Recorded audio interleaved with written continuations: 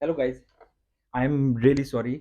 मुझे बहुत जल्दी जल्दी वीडियो लेके आनी थी फाइनेंशियल्स के लिए, अपने जो आयरलैंड वीज़ा स्टडी वीज़ा के फाइनेंशियल डॉक्यूमेंट्स के लिए कि आपको कौन से फाइनेंशियल डॉक्यूमेंट्स आप लगा सकते हो।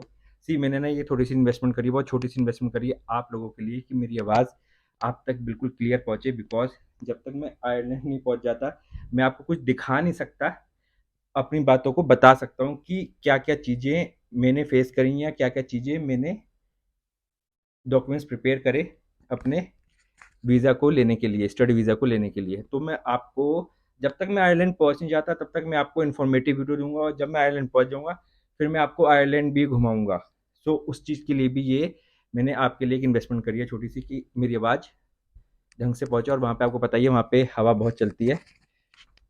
तो आई होप कि आपको मेरी आवाज़ क्लियर आ रही होगी। अगर नहीं आ रही है, अगर मैं लाउड बोल रहा हूँ, तो आप प्लीज़ कमेंट करके ज़रूर बताना कि आवाज़ आपको कैसी लग रही है।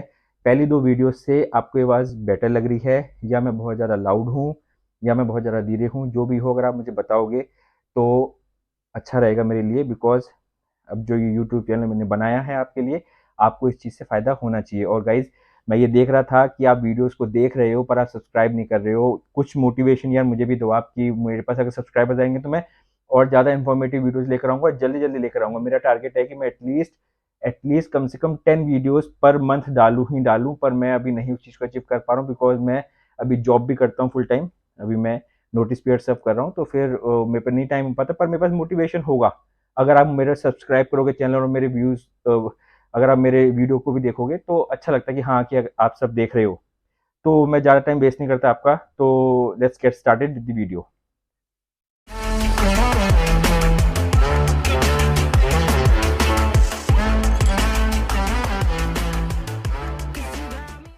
ओके, सो आज का टॉपिक है फाइनेंशियल डॉक्यूमेंट्स हम क्या क्या लगा सकते हैं आयरलैंड स्टडी वीज़ा के लिए। सबसे पहले मैं आपको बता दूं, अगर आपके बैंक अकाउंट में हम एक थ्रेशोल्ड लेके चलते हैं जो कंसल्टेंसी भी बोलती है, वैसे तो उन पे भरोसा नहीं करना चाहिए, किसी पे भी भरोसा नहीं करना चाहिए। सब इंफॉर्मेशन एम्बेसी की वेबसाइट पे लिखी हुई है। उस पे साफ साफ लिखा हुआ है कि कौन से डॉक्यूमेंट्स आप लगा सकते हो फाइनेंशियल्स के लिए। अब उसमें एक चीज़ बहुत क्लियरली लिखी हुई है कि आपको कितने फाइनेंशियल दिखाने हैं। उसमें वहाँ पे कहीं भी नहीं लिखा हुआ कि 7,000 यूरोज़ दिखाने हैं। वहाँ पे एक स्टेटमेंट लिखी हुई है, मैं आपको स्क्रीन पे दिखा भी दूँगा, कि आपके अमाउंट जो आपके ऑफर लेटर पे लिखा हुआ है, वो अमाउंट हर एक के ऑफर लेटर पे लिखा हुआ होता है, हर एक की यूनिवर्सिटी और कॉलेज के ऑफर लेटर पे लिखा होता है कि आपको इतना अमाउंट जो है आपको अपने एक्सपेंसेस का दिखाना चाहिए। उसमें भी हार्ड फास्ट नहीं है, पर है सब मेंशन, मेरे ऑफर लेटर में भी मेंशनड है। मैं आपको ये बताऊंगा, मेरे ऑफर लेटर में मेंशन था 14,000 यूरोज। अगर हम 100 रुपीज के हिसाब से लगा के चलें तो 14 लैक्स। इस चीज़ का मैं आपको बता के चल रहा हूँ कि मेरे अकॉर्डिंगली मेरे वीडियोज़ में euro is equal to 100 rupees. मैं 84, 85, 83 नहीं लगाता, मैं राउंड ऑफ लगाता हूँ। कम आप खुद ही खुद कर लीजिएगा, आप सारे समझदार हो। सही है, तो अब हम फाइनेंशियल डॉक्यूमेंट्स की बात करते हैं। फाइनेंशियल डॉक्यूमेंट 1, अगर आपके सेविंग अकाउंट में, अगर आपके बैंक अकाउंट में अगर आपके पास 10 लाख से प्लस है, कोई कुछ करने की ज़रूरत नहीं है। सीधा आपको बैंक स्टेटमेंट लगानी है 6 मंथ्स की। That's it, nothing more. Bank statement and balance confirmation certificate, ये आपका 2 या 3 दिन पुराना होना चाहिए जिस दिन आपको वीज़ा फाइल करना है वीएफएस में। Okay, again I am saying bank statement of 6 months, exact 6 months हो या 1-2 दिन ऊपर नीचे हो, कोई दिक्कत नहीं है। उस 6 मंथ्स के बैंक स्टेटमेंट में कोई भी लार्ज ट्रांजेक्शन्स नहीं होनी चाहिए। अगर आप उन ट्रांजेक्शन्स को जस्टिफाई नहीं कर सकते, बहुत क्लियर है, अगर आप जस्टिफाई कर सकते हो आपको उन सब ट्रांजेक्शन्स के एविडेंसेस लगाने होंगे। लेट्स से एग्जांपल, मैंने अपने डैड का बैंक स्टेटमेंट लगाई थी, मैंने अपनी बैंक स्टेटमेंट लगाई थी, तो मेरे डैड के अकाउंट में उनके जो जो डीलर्स है जो उनको पेमेंट देते हैं, जो बड़े चंक्स आए थे, तो मैंने उन प्रॉपर बिल था, वो बिल मैंने लगाया था। ओके, और मेरे अकाउंट में सैलरीज आती हैं, तो सैलरी आएगी तो मेरे पास सैलरी स्लिप होगी, तो that will be considered as an evidence. Okay, इस तरीके के एविडेंस 40,000 तक और 50,000 तक, फिर भी उससे कम है आपको एविडेंस लगाने की जरूरत नहीं है। अगर 40 और 50,000 रुपीज से ऊपर है ट्रांजेक्शन, तो सेफर साइड के लिए आप एविडेंस लगा सकते हो, सेफर साइड के लिए। पर अगर आप और बड़ी चंक्स हैं आपके पास, अगर आपके पास आए हैं, तो आपको जस्टिफाई करना पड़ेगा कि वो अमाउंट कहाँ से आया, वो आपका अमाउंट है या फिर आपने जस्ट एज ए वीजा की फाइलिंग के लिए आपने किसी से उधार ले लिया और आपने लगा दिया। That will be considered as a fault, and आपका वो रिजेक्ट हो जाएगा इस बेसिस पे वो आपसे क्वेश्चन पूछेंगे कि ये जो अमाउंट है ये आपका नहीं है, आप दोबारा से वीज़ा को फाइल कीजिए। अगर आपको करना है तो जस्टिफाई करना पड़ेगा आपको, दोबारा अगेन आपको पूरा अमाउंट देना पड़ेगा। तो इस चीज़ का बहुत ज़्यादा ध्यान रखना जब आप फाइल करोगे। अब ऑब्वियसली सी बात है, हर कोई जो है अपना सारा पैसा बैंक में तो रखता नहीं है, सब इन्वेस्टमेंट भी करते हैं। अब अदर देन सेविंग अकाउंट हम क्या क्या चीज़ें दिखा सकते हैं, मैं अपना एग्जांपल लेके चलूंगा कि मैंने क्या दिखाया था, तो मैं उसी चीज पे ही स्पेसिफिक रहूंगा। मैंने अपना दिखाया था सिप, सिस्टमेटिक इन्वेस्टमेंट प्लान, जिसको म्यूचुअल फंड्स भी बोलते हैं, वो हमने दिखाया था। अब इसमें भी डिफरेंस होता है। एक होता है सिप आपकी, जो आपकी ईएलएसएस होती है, जो टैक्स सेविंग सिप्स होती है, उसके होता है 3 साल का लॉक इन। अगर आपका 3 साल का लॉक इन जो थर्ड ईयर का लेटेस्ट आप, अगर वो आपका मैच्योर हो रहा है तो आप वो अमाउंट दिखाओगे, ईएलएसएस अगर आपने ले रखी है तो। अगर आपके नॉर्मल इन्वेस्टमेंट सिप्स हैं तो आप कभी भी निकाल सकते हो, तो आप सारा का सारा अमाउंट दिखा सकते हो। क्या दिखाना है प्रूफ में, आपके पास एनएसडीएल और सीएसडीएल की स्टेटमेंट आती है एवरी मंथ, वो एक लेटेस्ट स्टेटमेंट आप दिखा दो, जो भी अमाउंट इसमें होगा वही आपको फाइनेंशियल मैट्रिक्स में या फिर आपको सप्लीमेंट्री फॉर्म में, दोनों में मेंशन करना होगा। ओके, ये तो हो गया सीपीएम म्यूचुअल फंड्स, आप दिखा सकते हो। ये बहुत ज्यादा स्पेकुलेशन थी मार्केट के अंदर कि हम नहीं दिखा सकते, ऐसा नहीं है, वो आपका पैसा है, आप यूज कर सकते हो। सी, फंडा यही है, बीएफएस फंडा यही है आयरिश एम्बेसी का, कि पैसा रेडिली अवेलेबल होना चाहिए मेरे पास आज या कल, अगर जरूरत पड़े तो स्टूडेंट को। ओके, अगर आप वो एकदम से निकाल सकते हो, आप वो मनी शो कर सकते हो, सेम लाइक सेविंग बैंक। अब सेकंड इन्वेस्टमेंट आ जाती, पहली इन्वेस्टमेंट होगी आपकी, पहली तो इन्वेस्टमेंट होगी एलआईसी म्यूचुअल फंड। मैं सेविंग बैंक को इन्वेस्टमेंट नहीं बोल रहा हूँ, वो तो आपका खुद का पैसा ही है। ओके, तो फर्स्ट इन्वेस्टमेंट होगी सीपीएम म्यूचुअल फंड, सेकंड होगी आपका पीएफ या पीपीएफ। सही है, ये आप अपना बैंक, अपना गवर्नमेंट से वेबसाइट से निकाल के आप लगा सकते हो स्टैम्प के साथ। जो आप ऑफिशियली पीएफ के ऑफिस में जाओ, जो भी आपकी लोकल अथॉरिटी में ऑफिस है, वहां पे जाके रिक्वेस्ट कीजिए, तो वो आपको बकायदा लेटेस्ट पीएफ का स्टेटमेंट निकाल के देंगे स्टैम्प के साथ। अब बैंकिंग डॉक्यूमेंट्स जो होते हैं वो कुछ इस तरीके के दिखते हैं, मैं आपको दिखाना चाहूंगा, कुछ इस तरीके के होते हैं। अगर आपको देख पा रहे हो तो ये A4 साइज नहीं है, ये A3 है, if I am not wrong, जो भी साइज है, पर ये A4 नहीं है। ओके, मैं आपको इस चीज का बता दूं, जो मेरे साथ फेस किया है मैंने वीएफएस में, वहां पे सिर्फ और सिर्फ A4 साइज ही वैलिड है। तो फिर मैं आपको यही बोलूंगा कि इसको आप प्रिंट आउट निकाल लो A4 पे एज इट इज, ये भी साथ में लेके जाओ, पर ये आपका एक्सेप्ट नहीं करेंगे, वो A4 ही आपका एक्सेप्ट करेंगे इसका। तो इसका A4 जरूर निकाल के लेके जाना, मुझे नहीं पता था, मैंने वहां पे इसका तुरंत A4 निकलवाया है वीएफएस ऑफिस में, और वो मैंने लगाया है। सो ये मेरा एलआईसी का है, एलआईसी के पास भी आऊंगा मैं भी आपके पास। सो हम थे किस चीज पे थे अभी हम, हाँ, हम थे पीएफ और PPF. Yes, PF and PPF भी हम दिखा सकते हैं, वो हमारे पास रेडिली अवेलेबल, आप तुरंत निकाल सकते हो। अब कई लोग ये बोलते हैं कि जो पीएफ है वो आप सिर्फ एम्प्लॉय फंड दिखा दो, कई लोग बोलते हैं एम्प्लॉय और आपका जो एम्प्लॉय और एम्प्लॉय फंड दिखा दो, बिकॉज हम वो तो शो नहीं कर सकते आपका जो थर्ड कॉलम और होता है मेरे ख्याल से, जो ओल्ड एज के लिए होता है, जो ओ भाई, मारो मुझे, मारो मारो मुझे, मारो मारो। नहीं, ये मजाक हो रहा है, एक सेकंड यार, मजाक हो रहा है।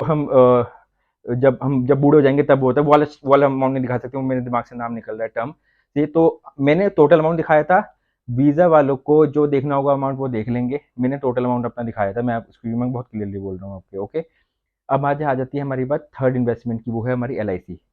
एलआईसी की हमें टोटल वैल्यू नहीं दिखानी, हमें एलआईसी ऑफिस जाना है, वहाँ पे हमने पूछना है कि हमारी जो एलआईसी है उसकी सरेंडर वैल्यू क्या है। अगर मैं आज सरेंडर कराता हूँ एलआईसी को, तो उसकी सरेंडर वैल्यू क्या होगी, वो सरेंडर वैल्यू आपको जो है कॉपी देंगे आपको निकाल के, ये मेरी सरेंडर वैल्यू कॉपी है एलआईसी की। ओके, इस तरीके का पेज निकाल के देंगे, इसको आप A4 पे निकाल लेना। तो yes, LIC is also one of the investment document you can show. Okay, ये तीन तो मेजर चीजें हैं। इसके अलावा कोई अगर आपको लगता है कि आपने इन्वेस्टमेंट करी है, जो आप शो कर सकते हो, जो आप रेडिली अवेलेबल कर सकते हो प्रूफ के साथ, आप वो लगाओ। ये आपके लिए बहुत सिंपल सा आंसर है।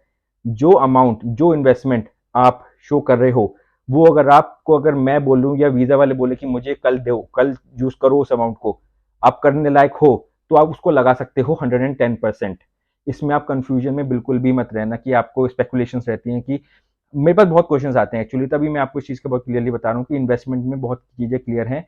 जो इन्वेस्टमेंट्स हमने मार्केट में लगा रखी हैं, उस इन्वेस्टमेंट्स को अगर आप अपने पास लेते हो, उसको आप डिसॉल्व करते हो उस इन्वेस्टमेंट को, अगर आप अपने अकाउंट में ले रहे हो, वो रेडिली अवेलेबल है, तो वो आपकी कंसीडर की जाएंगी 110%। अब आ जाती है बात की सीए सर्टिफिकेट्स की। ये सीए सर्टिफिकेट होता क्या है, मार्केट में बहुत ज़्यादा स्पेकुलेशन है, हर कोई पूछता है सीए सर्टिफिकेट क्या, मुझे सीए सर्टिफिकेट की ज़रूरत है।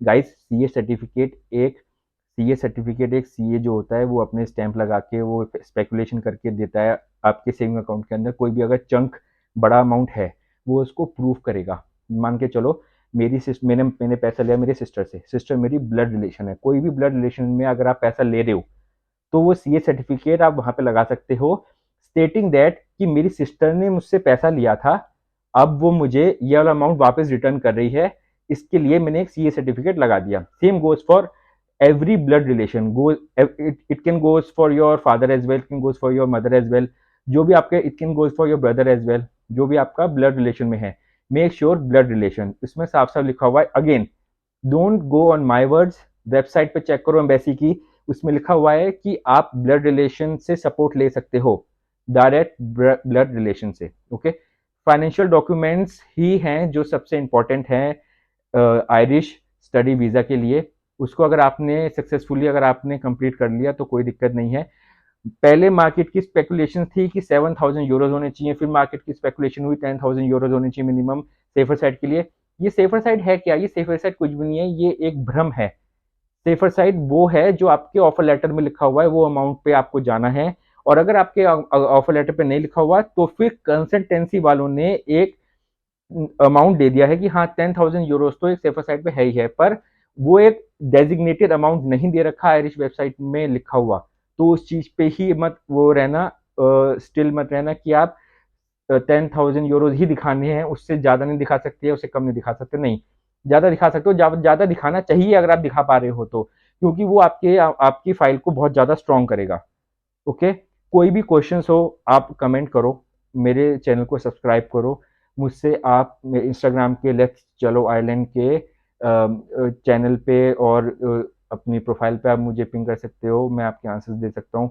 मैं आकाश केयर, मेरा खुद का इंस्टाग्राम चैनल है, तो आप वहाँ पे भी आप कमेंट कर सकते हो, मुझसे पूछ सकते हो, कोई चीज़ की आपको हेल्प है तो मैं करने के लिए रेडी हूँ।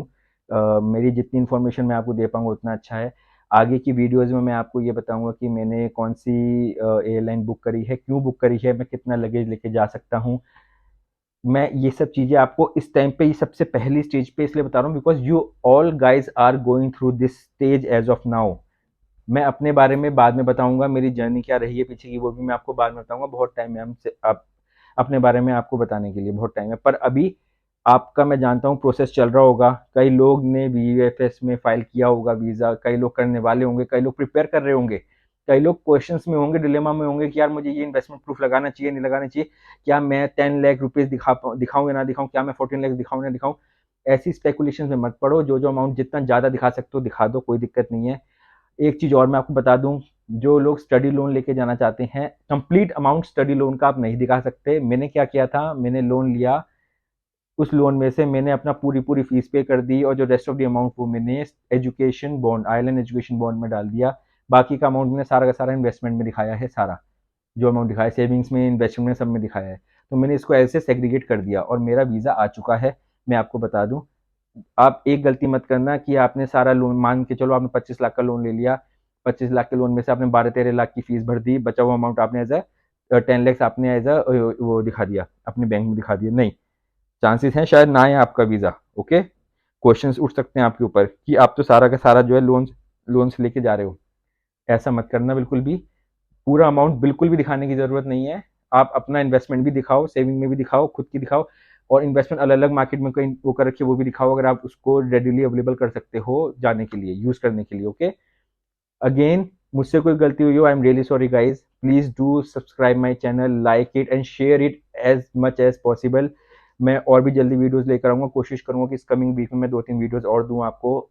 जो अभी आप प्रोसेस चल रहे हो, जो मैं फेस कर रहा हूँ, मैंने अकोमोडेशन बुक करा है, मैं उन सब चीज़ों के बारे में भी आपको बताऊँगा।